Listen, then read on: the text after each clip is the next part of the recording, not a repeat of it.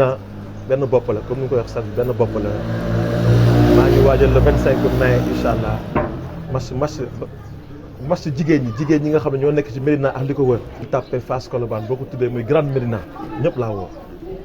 ak diaspora bi ak ñi nga xam ne ñoo dëkkul Médina dëkkatuñ fi woo naa ñëpp. date bi le 25 la incha allah à partir de 16h ba 20h.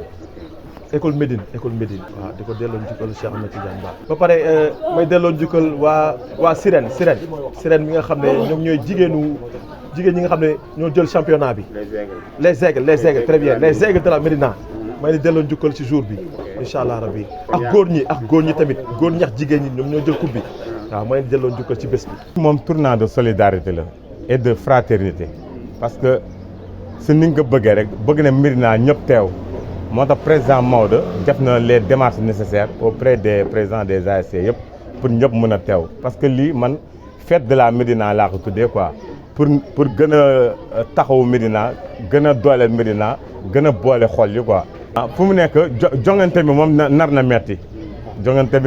parce que ñu si nekk équipe bu nekk ASC bu nekk ngeen mën a ay jigéenam pour jël trophée bi te ñun je pense que ñun waa Jekko aussi ñun trophée bi ñoo gën a soxla ñëpp. incha allah dinañ ñafe dooleel suñu jigéen ñi ba trophée bi ñëw fii si Jekko buñ ko parrainé dafa war parce que dafa dëkk si quartier bi muy Cheikh Ahmed Tidiane Ba di fi liggéey bu am solo di dimbali xale yi di dimbali jigéen ñi di dimbali mag ñi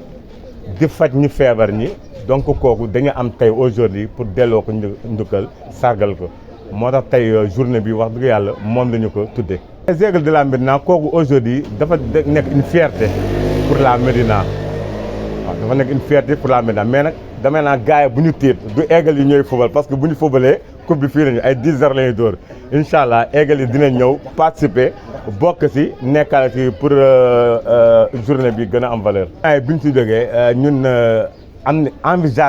envisagé nañ dem pour l'autonomisation de la femme parce que gis nañ ne bon. Médina la population est très vulnérable te donc ñun dañ fas yéene uti ay ndimbal yoo xamante ne pour rek gën a dooleel jigéen ñi aider aussi surtout les enfants aussi am nañu aussi benn fànn boo xamante ne aussi nar na yëngu ci éducation des enfants et puis parce que gis nañ ne taux de déperdition scolaire bi fii à la Médina c'est très élevé donc loolu yëpp daal vraiment après gars yi ñu ngi siy waxtaan pour trouver ay solutions pour régler tous ces problèmes là. ci activités yi nga xamante ne Médina Ca Kanam jot na ko mëne Médina Ca Kanam jot na def set setal parce que en tout état de cause il faut aussi dans un premier temps ñu nettoyer environnement bi loolu moo taxoon ci benn jamono ñu defoon set setal buñ ko nettoyer ba pare ñu def benn marathon non marche. bu ne neen aussi marche bu mag loolu yëpp aussi pour defaraat yaramu doomu aadama yi daal voilà activité jot nañ ko mëne ak tamit benn match de football bu ñu mëne woon avec les femmes. di ñaan yàlla yóbbu ci jàmm ak salaam ñëpp ñëw képp ku dëkk Médina ak foo munti dëkk incha allah nga ñëw pour Médina ñëpp jëm ca kanam.